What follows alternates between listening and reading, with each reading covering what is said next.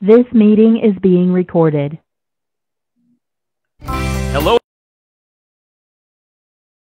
JMOR Tech Talk Show, where we answer questions about technology, explain the way they should work, and why they don't sometimes.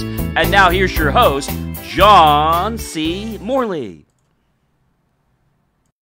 Welcome everyone to another JMOR Tech Talk Show with my trusty co-host here, Marcus Hart, right over here to my side.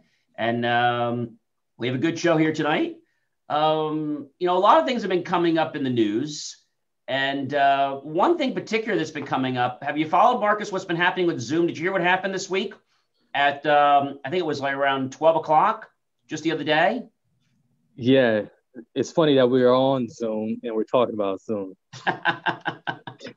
So hopefully they're okay now. Well, they had a big challenge.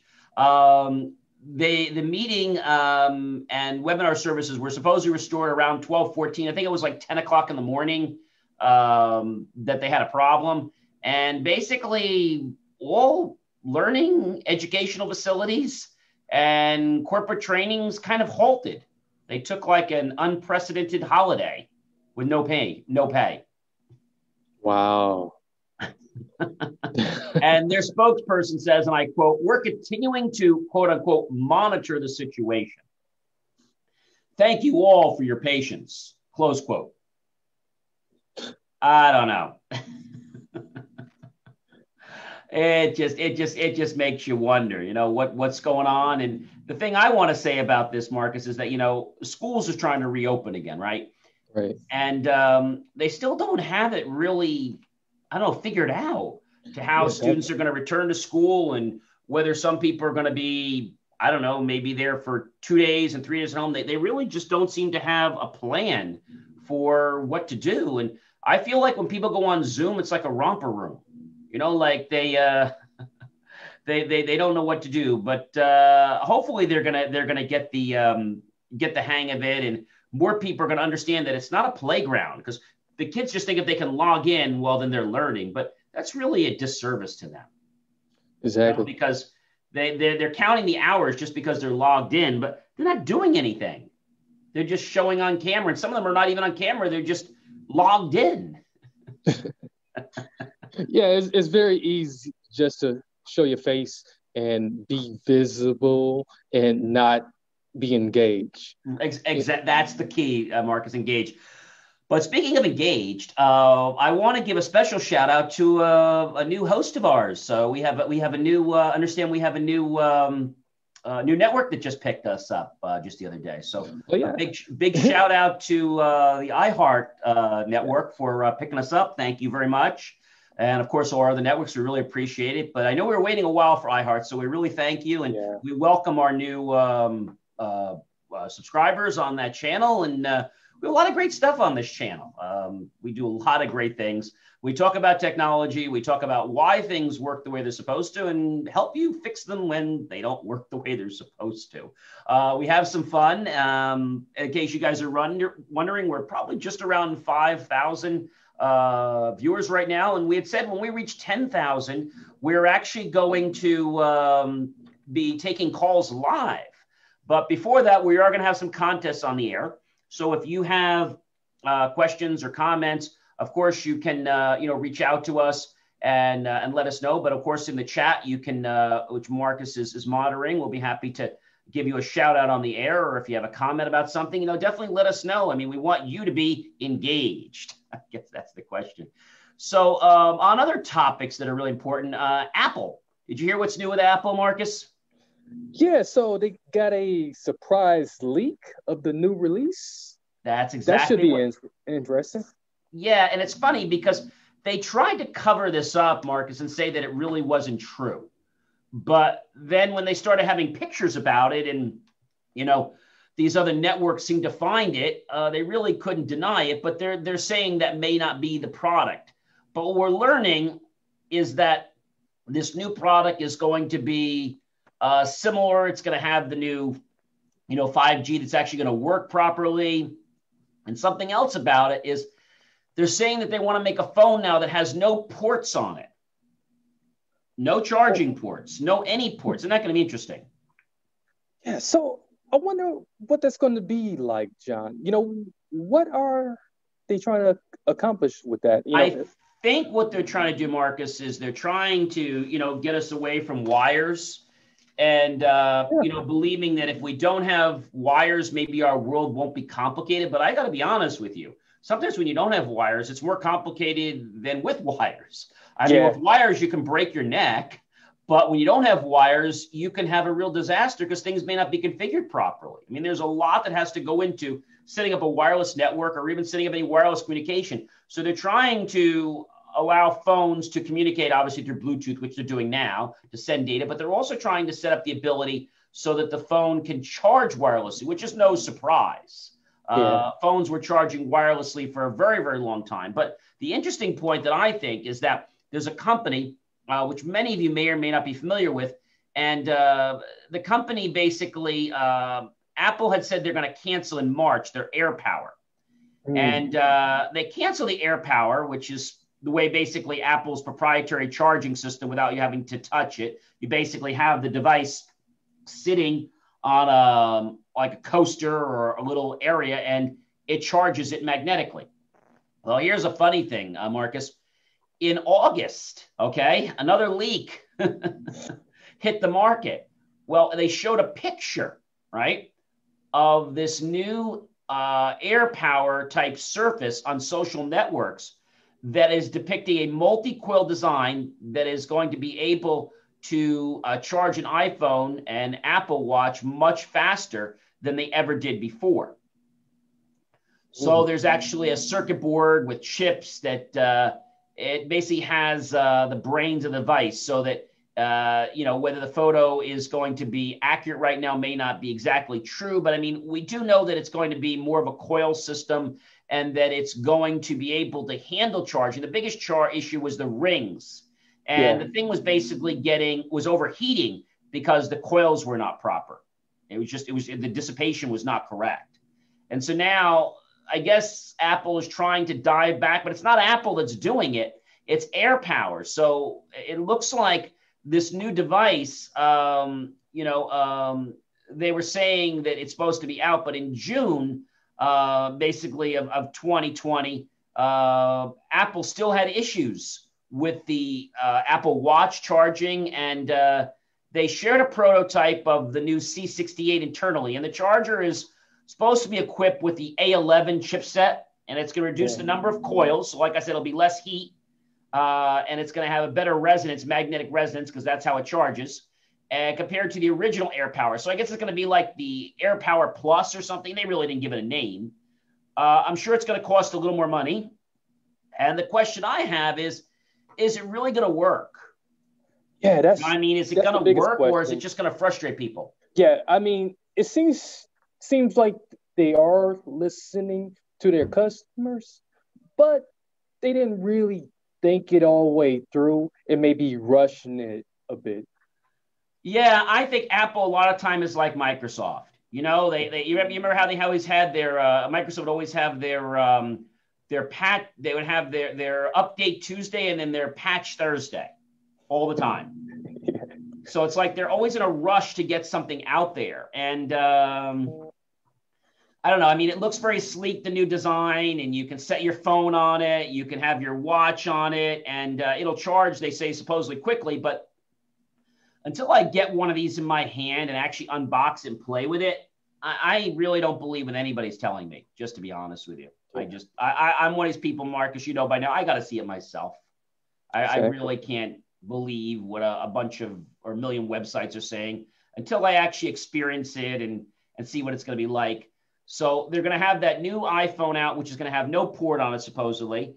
And so you're not going to be able to use a charger anymore. You're going to have to use this technology. So my question then is, Marcus, if they're going to do that, are they going to include some wireless charger in the box? Or are they now going to make people go buy an extra Air charger? Or are they going to jack up the price another $50 or $100 because they got to bundle that technology in there, right? What do you think? It seems to me that this is another easy way to just jack up the price. Yeah, exactly. And it's probably going to frustrate hundreds of users, if not thousands of users, because it's not going to work right out of the box. We already know that when you use wireless charging, it's probably 3 times slower than regular charging. Yeah. Right? I mean, especially if they haven't perfected yet. Yeah. And then, you have all these knockoffs, some other countries trying to make these knockoff brands. And I don't know. It's like, you get a TV from one country and then you get all these knockoffs for that brand. And it's funny, the knockoffs seem to work better than the original product. And then that's what blows my mind away. And they're a lot cheaper. Price. What's that? And a lot cheaper. And a lot cheaper. I mean, I remember the first wireless charger I bought for my phone. I think it was, I don't know, to the tune of over $100 some bucks. Now you can buy a wireless charger for maybe just around 20 to 30 bucks. Oh, yeah. With a solar pack on it. Yep. I remember getting my first one in New York. I went to New York, a quick true story. I had my phone, but I didn't have my charger with me. And I had no way to charge the phone. I said, what am I going to do? Let me go to one of those quick stores and go buy something and then go sit on the curb and have my phone charge the pack and then use that to charge my phone because you can charge it both ways. So I actually had mine for several years. It actually works. It's not fast, though. That's the thing. It's not fast. No. So I think, I don't know. That's just like the caveat, people saying, gee, we should get rid of our house phones. And I'm one that doesn't want to get rid of my house phone. I think the wireless phones are good, but do you really want that, I don't know, that technology of that wireless wave, which is probably not good for our health, to be on your ears all the time or next to your personal organs? I mean, do you really want that? So I think cell phones are good, but I don't like the fact of having somebody talking on a cell phone like 9 to 5. I just think you need your home phone. I know people are doing it to save money, but I think it's not a great idea. Yeah, you definitely hitting the right points, John, and you're right on track. And I think you're speaking a lot of the customers and consumers' language out there. And I think that's important. I appreciate that. When we talk about these different devices and we talk about people fighting back, right? That's really what it's about. But my question to you is, we talk about fighting back. It's usually the consumers that are fighting back, isn't it? It's not usually the manufacturers. Absolutely. Well, I got an interesting story for you. Here's a story where a manufacturer's fighting back. You all know Tesla, right? Yeah. Well, Tesla's a car that costs a few extra shekels, right? Yep. A little more than the regular luxury car. Mm-hmm. And it has some nice features on it, like you walk up to it and you come up to it with your hand, and the handle appears when you get close to it. The glove box can be locked, but there is no real dashboard. The dashboard's like a computer. Yeah. So these cars don't run on gas, do they? They run on electricity, which seems great, but somebody has to pay for that electricity, right? Yeah. And when you have electricity, I think the big issue becomes how do you harness more electricity to be able to run faster, right? Well, a group of people became pretty clever, a third-party company called Ingenix, Ingenix. Well, Ingenix released a very interesting little software package. So the Tesla basically wanted to fight back against the owners trying to unlock this performance without paying the proper price of, let's say, the $4,000 and maybe just paying the $2,000. So there's already a 60 to 75 kilowatt hour battery pack on board. They figured, okay, we have it. Let's go use it. Now, Tesla says you shouldn't do this because if you do, it could be dangerous. Now, that's a real crock because the battery is already in the car. Yeah. And if you're charging the battery at the right capacity and the right expectations, then nothing really should happen. So Ingenix released a software patch. That's what they call it. Mm-hmm. And this $2,000 thing that they have as an accelerated boost for the Model 3 dual motor. Tesla's saying, and I quote, that it can damage the car, but this is crazy because it's actually the same code that's in their acceleration booster. Mm-hmm. So, I mean, I get that Tesla wants to make some money, but I got to tell you, Tesla, if you're selling a car, That's what, about $120,000, $150,000. Why don't you just charge a little more money at the onset? Don't try to nickel and dime people. I mean, you've already got one of the leading cars out there, right? Yeah. Don't do what all these other middle manufacturers are doing. You're not a middle manufacturer. Put what it's going to cost you for that extra piece of the car. If you want to get an extra $2,000, put it in there. Don't make it that people got to buy it. I mean, I think that's just nonsense. Yeah, it's really silly. It's just another way to make an extra buck and, find ways to just limit people from what they truly want. But we're seeing right here, Marcus, that people actually are doing something. They're actually becoming creative, and they're realizing that that car is a computer, and they can get software. Now, they're warning that if you use the software, it could damage it. But when it's using the same code that the manufacturers use, what are they saying? Yeah, at that point, then it's no different from taking your own computer and taking it apart and adding in a piece of alien technology to it. So, right. What's the difference? Exactly. I mean, there are damages when you use a piece of technology. I want everybody to know this. For example, if you overclock a motherboard, right, with the memory or something, and you don't do it properly, you can blow out and damage and possibly burn out the motherboard or the memory chips. Or of course, it won't work. But, when you do that, they always say, oh, you have to use this particular overclocker, which is nonsense. You just have to use a memory that's going to support whatever the specifications are. They always say, well, you have to use this memory because it's supported with this motherboard. That's a crock. I mean, I can't believe how, Microsoft even has their HCL test, their hardware compatibility list, right?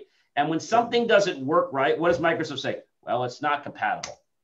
Yeah. Yeah. Well, that's just a way of saying that somebody didn't pay Microsoft an extra $20,000 or $50,000 to go run through a little routine, and now they push up a message that says it's compatible.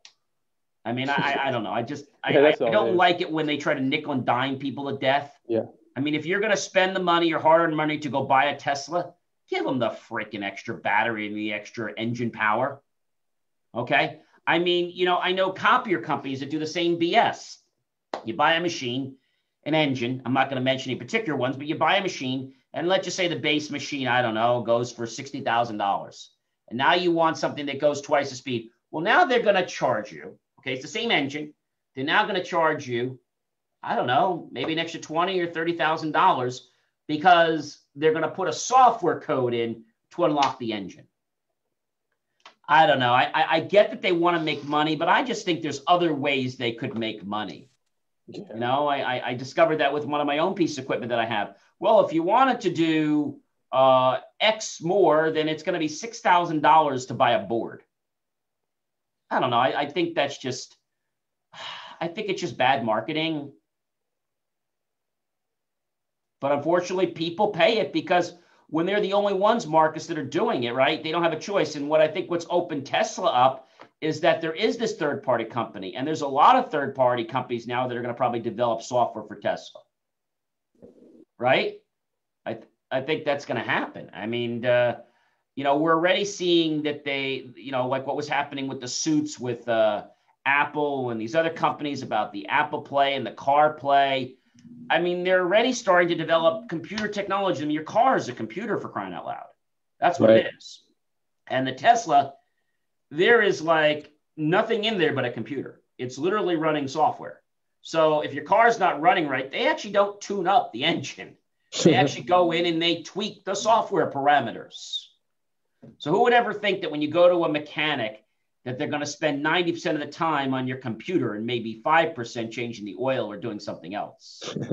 I mean, that just kind of, that kind of blows me away that something like that's happening. But another interesting story was came across my desk the other day was a Jeep.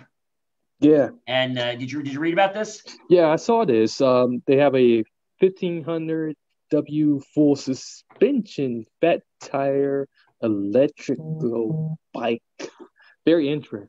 Yeah, very. It looks really hot looking. I mean, It's got a very thick fulcrum in the front where it takes the top and comes all the way down to where you'd pedal. I mean, it looks pretty attractive. It has the word Jeep on it. It looks nice. It's a nice heavy bike.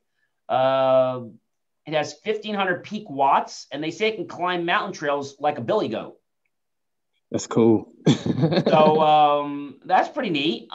This new e-bike, Jeep and its partners are now sharing new updates about the powerful new off-road they call it the Fat Dot Tire electric bicycle. So car companies have been jumping on this new e-bike bandwagon left and right, as you probably can imagine. And this e-bike, the sales are actually skyrocketing on this.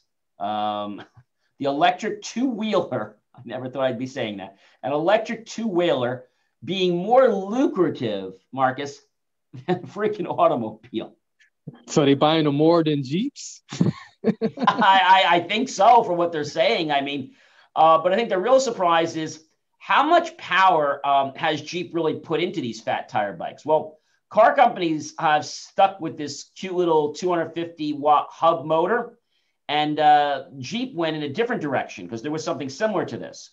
And they adopted, listen to this, a 750-watt continuous rated 1,500 peak rated mid-drive motor.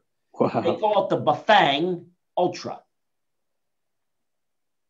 That's pretty impressive. That's very impressive. So now I bet your question about you and I and about all of the listeners and viewers are probably asking everyone before we get to the number one important question is how much does this little puppy cost? That's definitely, what people are rubbing their hands to find out. I know they want to know that. Well, the thing is this.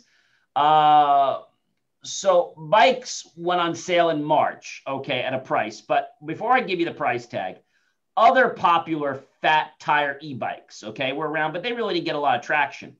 They started out under $1,500, $1,499. Okay, they even had a lowered electric. They call it LECTRICXP e-bike for electric. They called it electric. That was under $900, $899. So those seem pretty steep prices, don't they? Yeah. Okay, brace yourselves, everyone. If you want this new bike that we've just told you everything about and how it can climb hills like a billy goat, supposedly, I haven't actually rode one of these yet. It's going to set you back $5,899 plus tax. Oh, yeah. Yeah, you're talking about a used car there. I cannot believe what they're saying. Now, they say there's some coupon codes. We can get a discount. I don't know how much. But they're saying with the new 160, 118 foot-pound torque Bafang, B-A-F-A-N-G ultra motor, it makes this quick thing work so fast on any trail. And it's getting people to really talk about it. But are people really going to want to buy this bike? I mean, would you spend this kind of money for a bike? I'm not on the trail that much. Me neither. But I mean, I have my Schwinn off-road bike. It's a thick dirt bike, but I don't think I'd want to spend that much for a bike. Two reasons. One, I don't think that I would ride this that much. I think this bike is almost going to be like a fad. You know what I mean? You buy it and it's those what do they call those, jet skis? You buy them and then what do? They sit in your garage. Yeah. And they take up space. And the thing about these bikes, about those wave runners and jet skis, you've actually got to get insurance for them. Mm. Now, I'm wondering something. I'm really wondering something, Marcus. I wonder, do you have to get insurance for an e-bike, for a motorbike? And I think the answer to that is probably going to be yes, because if I remember insurance a while back, said anything like boats that are over so many feet or anything that has a motor on it requires insurance. Mm-hmm. So now you're going to be set back that. And I'm sure that insurance bill is not going to be $100.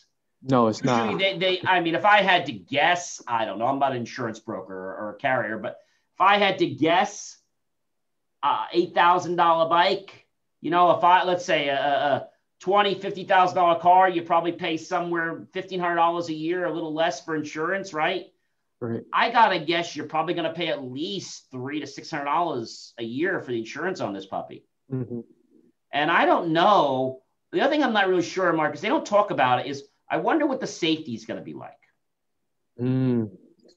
That's very interesting. I think that's something that I'm more concerned about. Forget the money. I want to know what kind of tests it's gone through. And I just got a ping from somebody, and they said, well, gee, John, about the Tesla, and I thank you for the comment. How does it that we know that Tesla is fighting back? Well, that's a very, very good question indeed. How did Tesla what's Tesla doing to fight back? We mentioned that they're fighting back, but how are they fighting back? Well, it's really simple. It's a computer. So when you install this unapproved, unauthorized patch, update to your system, you're going to get on the computer screen a notification that's going to pop up with a little red hazard mark. And it's going to say incompatible vehicle modification detected, potential risk of damage or shutdown. Wow. Yeah. And then it says that if that's not enough to motivate you, you could get another notification saying unable to drive, need a service appointment.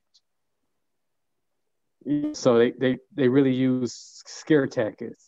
And incompatible vehicle modification detected, and it flashes right at the charging section. So I think what they're doing is they're trying to fear people with the incompatible vehicle modification. But I suspect, I don't have a Tesla yet, but I suspect that it's probably going to get more progressively worse if you don't respond. So maybe if you don't do something in so many months, then they're probably going to tell you need a service appointment, and then they're probably going to charge you some fortune to redo the software. Mm-hmm. I know that if I buy a Tesla, I know that I'm not gonna try to cheap out and do that, because that kind of car, that's like you buy a certain kind of camera, a certain kind of printer, and you want to print photos. You actually don't buy cheap paper, right? You buy the best paper you can buy. So as much as I don't want to spend the $4,000, I either would not spend it and keep it the way it is. But if I'm gonna make that, I'm not a speedy driver. I do the speed limit, maybe go a little bit, stay within that margin. But, I think the people trying to harness this power is something. But from what I'm learning about it, this is really just to harness the power of it. Mm-hmm. This is to unlock, Marcus, the performance. But I think what's going to be interesting is, are they going to now have different patches out that are going to regulate the battery charge? So is there anything else? Like, what else? We don't know. What else are they blocking us from? Are they blocking us from, like if the vehicle has this and maybe you need an extra, whatever, are they blocking us from getting to that potential? But right now they're claiming that they have a safety net in there, and that's why they're not getting you there. But again, we said the same codes are being utilized. So we know that that's all nonsense, right? Yeah. And I don't know if you know this, but you actually could damage a monitor with software. Did you know that? No, I didn't know that. You could burn a monitor out. It's not so popular now. You could send certain codes to your monitor, and you could cause it to go at a high enough rate, and you could damage it. Now, the new ones, not so much, but the older ones will work. And you could have it operating above its free, and you could have that monitor basically blow out. Wow. So, again, the newer one's a little more intelligent. The most things most people would do is burn their monitor out because they don't have a screensaver on. But it usually takes about 10, 12, 20 hours before the monitor gets a burn in. On LED, it's a little bit different. So I don't know. I think the car revolution is going to change. And I think as we start to see that Tesla's probably not going to be the only one that's going to do this. So I want to know that if there's other features on the car, like let's just say you buy the Tesla and I don't know, maybe you don't want to spend the extra, I don't know, $3,000 for the GPS system because now Tesla decides that it's going to be $3,000 extra, and why did they do this? Are they going to lower the base price of the car and then play these little jerk around games? I mean, maybe I think that's what they want to do. They want to say, well, you can get a Tesla for only $60,000 or $50,000. Oh, but it doesn't come with GPS. Oh, and did we mention it doesn't come with the tow hitch? That's an additional like 2,000 module. Oh, and did we mention that if you wanted to have the XM radio, you have it, But if you want to access it, it's $500 to activate that connection to the computer. I mean, they could get ridiculous, right? Yeah, they can get very ridiculous. Everything in there is controlled. I mean, even the one time I drove a Tesla, you actually have the control panel and you can lock the control panel. So when you put it in valet mode, it locks everything down. The phone is locked, the dashboard is locked, and that thing is useless. It can just drive.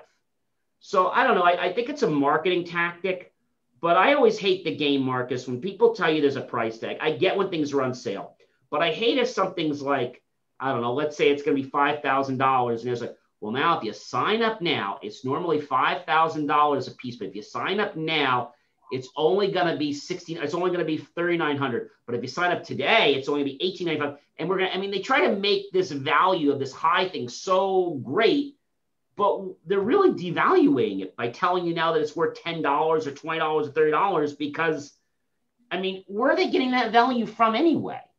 Who's coming up with that price tag? Right? Yeah. Sometimes it's like you wonder if it's just one person at the top and they just, dictating all these things. Yes. I don't know. I think sometimes, I guess maybe their sales are down. Yeah. And I feel that maybe they think this is a way to, to get money quickly. But I think what you're going to do is you're going to piss people off. Right. You're going to piss people off. And if you make something more inconvenient for somebody, I think people are going to stop buying from you, even if you're cheaper than somebody, right? Mm-hmm. If you're cheaper than somebody and you become, more, I don't want to say inconvenient because you just don't think of certain things and your competitor does, who are they going to do business with? They're out of business then. Right? Wouldn't you spend a couple extra dollars if something was a little more convenient? I'm not talking like double. I'm talking a little money. But now if that inconvenience, was to make it more convenient by doing it this way, you probably would spend that extra couple $100, right?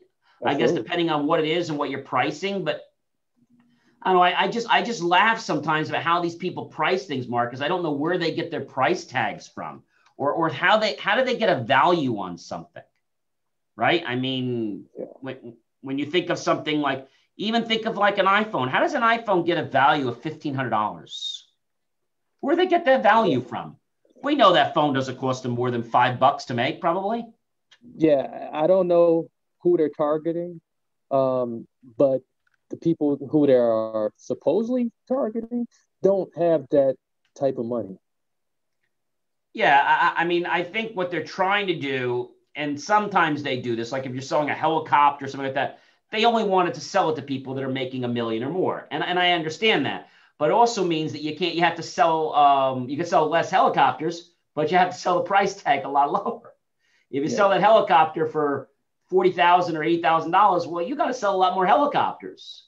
So they figure, well, they just nail the people that need it, like the first class planes, and they know people are going to buy it.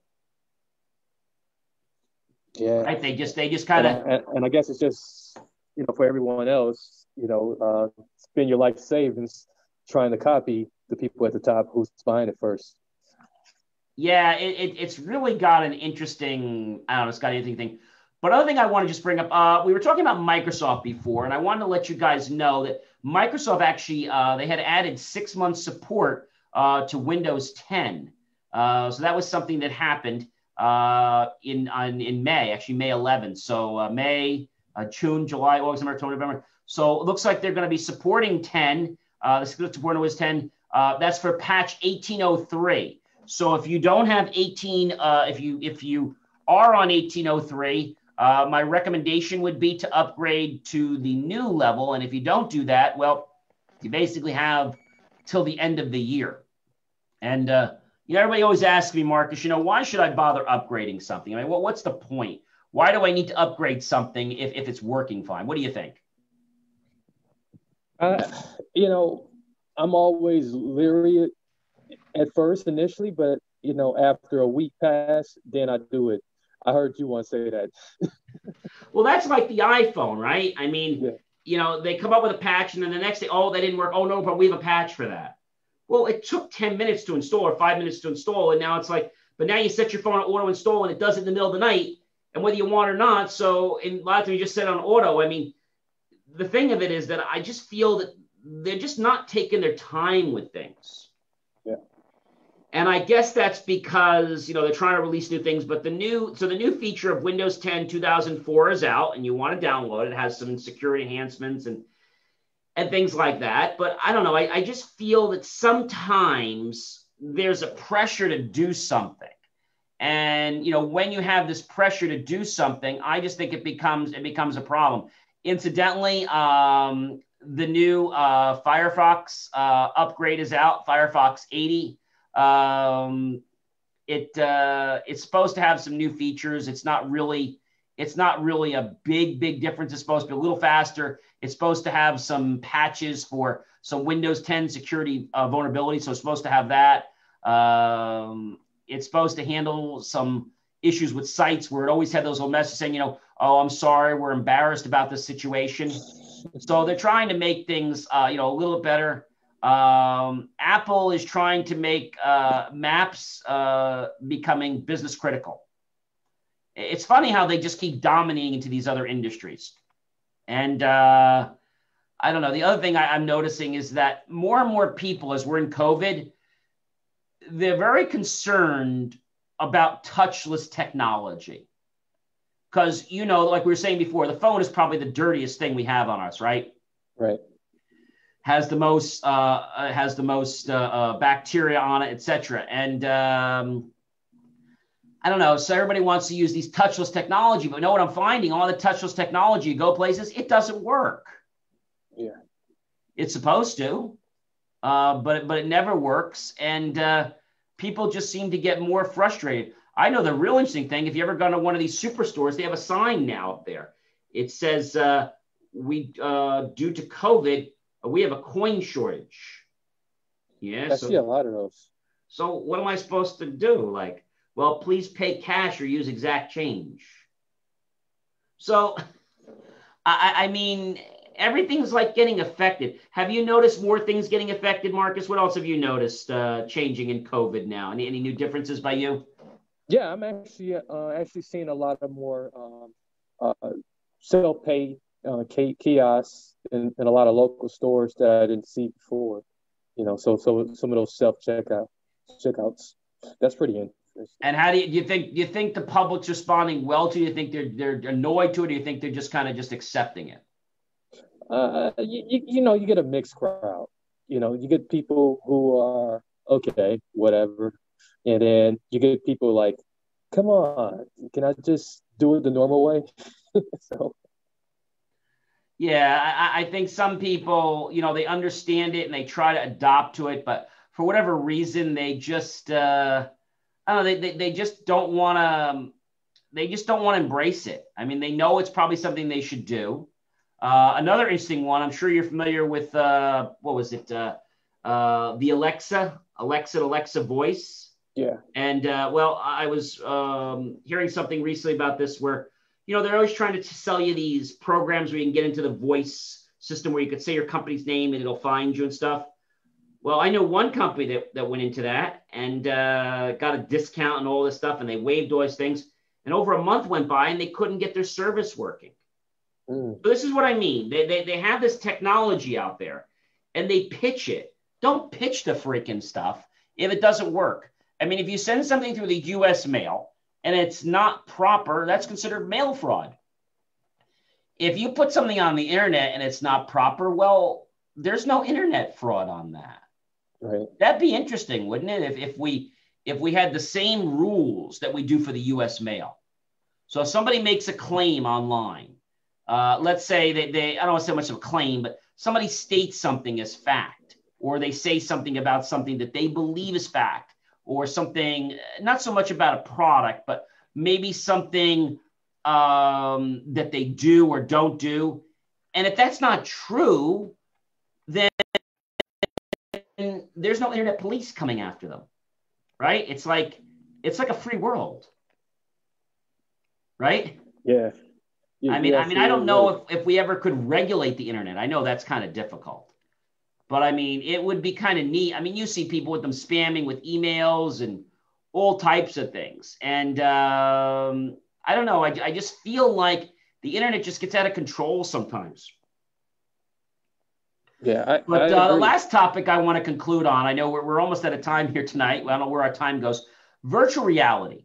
So virtual reality is when you basically take the world, okay, and you basically put that world into, let's say, another world. So, for example, if you were to take the world right now as we know it, like a certain situation, maybe your home or your business, and you take that scenario and you put that into another environment, computer, etc. And now you basically have the ability to move around and animate in that environment as if it really is. So VR headsets have been around, as we know, for years, and they still have issues to making them mainstream. There's lots of issues. But games are getting better. There's nobody really that's standing out in the middle, or I'd say at the top even. But newer and improved versions of these types of technologies are coming out. You know what they're going to start to cost? Are they going to get lower? That's the hope. Well, that's how, Bill Gates once said that if we produced cars as efficiently as we produce computers, I think cars should be costing us about a couple bucks. Yeah. About $5. But that's not the case with this. The new with the holo lenses is going to start setting you back around $3,500. Wow. So you heard me say virtual reality, and then we have augmented reality. So what the heck is the difference? Well, very good question. Virtual reality is when we take the reality and we put that into an environment, okay? Augmented reality is when we take something else that we synthesize and marry that with the other reality. So, for example, let's just say you had a game, and maybe you had your street, and you had a bunch of stores. That'd be virtual reality, how you navigate around. Augmented reality may be if I actually put in maybe like something that's synthesized, like a creature or people that don't really exist. They're generated. They're not actually from the environment. Do you know what I'm saying? Mm-hmm. So virtual reality and augmented reality is going to come back, but I think the price tag's got to come down a little bit. Yeah. There's a lot of ideas, and the latest and greatest thing beside, having one of the latest gaming systems is to have a virtual reality system so that you can, get involved. But they're going to have to be able to handle not just touch, like be able to senses. They're going to have to know positioning. So there's a lot they're going to have to do. And this gets me to a very interesting thought that I'm ending on. We're all grateful every day, aren't we, that we have our senses, that we can eat, we can we can smell, we can see, we can hear, we can touch, we can feel. But there's a lot of people out there, Marcus, unfortunately, that don't have all their senses. Yes. Maybe they can't touch. Maybe they can't taste. Maybe they can't hear. Maybe they can't see. So I was interested, and I'm always researching things. How does a blind person see? I really wanted to know the answer to this. Mm-hmm. And it's not just with a stick. The blind person actually is able to generate images. Mm. You know how they do that? How's that, John? So, like I was talking about reality, they get a very acute sound in their ear. Yes. And they use, I can't do it. They take their tongue and I can't do it. They click their tongue, and it basically reverberates the sound of different objects and allows them to get a picture in their mind. Isn't that amazing? That is amazing. I learned that just last week, and I was like, so I don't know whether it happens immediately, but people that are born blind have the gift right away. Other people may have to develop it, but when you lose a sense, the nature basically makes the other sense enhanced. Right. So there are people out there that teach others how to do this. So you basically, if you're not blind, you can't do it. But the way you click your tongue, it causes a resonance to bang. So you can kind of see objects and shit. I don't know if it's color or not, but I think it just gives like a shape. Very similar to if you think like a Roomba, like a vacuum, the way it uses light to, kind of scan with like a sound. Well, this doesn't use light. This uses a sound to click back. Right. And some robots can actually see by sound, by using sound waves. So I think it's very similar to that. And I know that when a robot does it, it doesn't get color, but it gets a grid. Okay, it really gets like points is what it gets. Yeah. And then software takes those points and puts it into, let's say, something a little more elaborate. And now whenever something gets close to that spot again, those spots are marked off so that when the robot is at that position, the robot knows its current position where it is. And whenever something gets mapped on that, it automatically knows that's how it knows when it's going to hit a wall. So this way I can, if I go this way. So it kind of learns the map of your house. That's why many robots a while ago, when they did vacuuming, they kept running out of power because they couldn't really figure out where the heck the walls were. You had to set up these devices and they had to like be walls so that it could kind of learn where not to go. Now you don't really need to do that anymore. There was one vacuum I had, I still have it. It's not a Roomba, it was a different vacuum. And it actually has a sensor in it. And the sensor scans the room. And it can tell what the geographic representation of everything is. Again, not the color, but it knows where stairs are. It knows just by how the light and everything bounces off. I thought that was wild. Well, that technology alone had my vacuum doing my place in about half the time. And that's because it didn't get lost. It knew its way back home to get charged if it ever had to, but it would always vacuum on a single charge. And it would never have to run out. The other vacuums either would get stuck, they can't find their way back home. There's a great robot called Marty. I'm not sure if you ever heard of Marty. So Marty is a robot that I believe it's ShopRite uses. Okay. Or actually it was a ShopRite, Stop and Shop. And Marty is a robot, basically I'm going to say maybe about a 6 foot pole kind of thing, like a square, has some eyes and some cameras, some lights. And what Marty does is he moves around the store. And they always tell people, don't touch Marty. Marty won't hurt you, but, just don't get in Marty's way. So do you know what Marty does? What he does, John? That's what I wanted to know, right? Marty, he doesn't talk to anybody. Well, he does. He tells people to get out of the way. He's like, please step back. I'm working or something like that. He scans all the aisles for security. Wow. Now, what he does is he keeps an eye on things that are a mess. Like if there's a spill or something, and when he detects it, he automatically calls it in and says, clean up in aisle 3. And he sends a message, and it automatically announces over the store's PA system. Wow. So he dispatches and he runs the whole store, and he just kind of keeps an eye of what's going on. He just kind of watches things. Isn't that neat? Yeah, that's very. And I've only seen one store ever of Stop and Shop to have this technology. And I'm not sure how long it's been out, but basically he's called Marty the Robot. I was amazed because I was like, what does he actually do? Marty, if you want to know how much Marty costs, right? How much do you think Marty costs? Marty's probably around 20,000. You're not too far off. Okay. Add a little more to that. 35,000. So each robot weighs 140 pounds. It costs, they say, a whopping 35,000. And all the robots are named Marty. It has a tall tower, which is exactly 5 foot 3 inches. And he has, they say, a cute pair of googly eyes. And what he's doing, this is the thing that's interesting about Marty.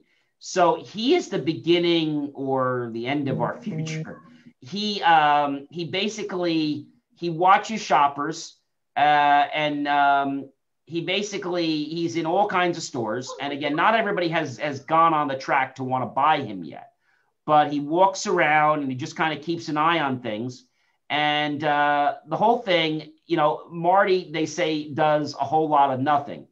He's advertised as an aisle sweeping superhero, but it's simply a messenger that shouts out a problem, like I told you, for a more capable human being. So he does sweep the store, okay? But really what you're getting is a very low-end vacuum cleaner, and you're getting the ability for him to notify a PA system that he's found a problem in aisle such and such. Now, I don't know about you, but do you think $35,000, I mean, one of the best vacuums you can buy are not $35,000. So $35,000 gets you a cheap quality vacuum cleaner, cute guy going around the store that can talk and tell people to get out of their way because he has sensors. And he connects to a PA system and sends a pre-recorded message. He has probably pre-recorded messages for each aisle. And he communicates what they are. A spill in pharmacy. So he doesn't tell you about stock levels. So they originally were saying that he was going to watch for shoplifting. He can't do that. He is just a friendly robot to kind of sweep up minor messes. Yeah. But he's there to get other people to help. And I think really what Marty's about, to be honest with you, I think he's a branding. Yeah, I don't think Marty does a lot. I think Marty is a store attraction. Yeah. Remember Fubi? That's my last point. You remember Fubi not too long ago? Well, Fubi was on Silver Spoons. And that was a show of this kid that got adopted by this very wealthy billionaire who owned a toy company. And he's the adult that never grew up. He had trains in his house and all kinds of stuff. And he had everything for Ricky. And Ricky would always get in trouble. But the point is that on one of his birthdays, he brought Fubi in. Fubi was a robot. And Fubi was a robot. I think Fubi was probably close to about $50,000 to $60,000. Fubi was a little bit less than the size of a car. He moved around. He could talk to you and engage. So they talked to you like, hey, Marcus, great to see you back again. How was your lunch? And he'd remember little things about you. Hey, you didn't get a coloring book. Let me get you one. Go. So he remember a little bit about you. But that's a lot of money for a robot. And he engaged kids. So he could print out coloring books. He could print out funny money. But again, he was a store attraction. So I think things like this are good. But I think we have to be careful, Marcus, that we don't rely on this technology to replace human beings. Right. Yeah, and that's a real good message to leave out on, and just to help us remember the importance of human engagement and investment in human relationships. Absolutely. When we invest not just our time or invest our money into people, they're going to pay back. It's just that you got to have a little patience with people, and you got to realize that especially new people, new employees, they're all frustrated. They're all stressed, and they all want to do the right thing. And I think what you have to realize is that sometimes being a boss or being a manager, it can be a little daunting because, you want everything done now, and you see the costs of things piling up. Sometimes you just have to step back a little bit and realize that it's going to get done and everything's going to be okay. Right. But I know that's easier said than done, but you really have to do that, because when you put more stress on somebody and you don't try to invest in them or teach them, they get frustrated. Sometimes they want to quit. Sometimes they have poor performance, but usually the employee wants to leave because they just feel like there's a dead end. When you help somebody become better, they come to a job because they want to, not because they have to. And that's what I would say to people. If you do what you like for a living, you'll never work any days of your life. That's a beautiful message, John. I couldn't have said that better myself. So thank you so much for that, John. You're welcome. And if the viewers, of course, want to get in touch with us, remember, when we reach 10,000 viewers, ladies and gentlemen, we're going to start taking calls right on the air. You'll be able to call in, ask your questions. We're not going to be able to probably get to all of you, But we are going to do that because we want to make the show even more engaging.